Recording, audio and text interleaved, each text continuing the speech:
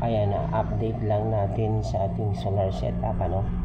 Napakainit ng sikat ng araw, pero ang konsumo galing sa solar panel ay 82 lamang, 83. Kasi dahil sa limiter, ayan po yung limiter yun nandyan sa yung wire na itim na nakapasok sa MCB box. Ang limiter kasi ang naglilimit sa kuryente ng solar or wattage ng solar na hindi siya lalampas dun sa konsumo ng bahay. Kasi pagka lumampas, ibabato niya ito kay Meralco.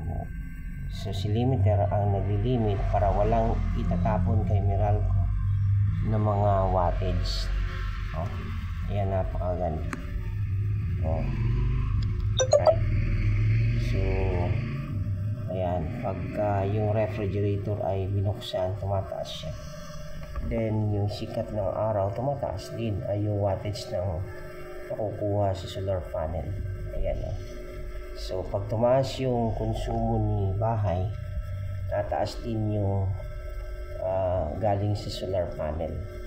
Kasi dahil yan sa limiter. Ayan.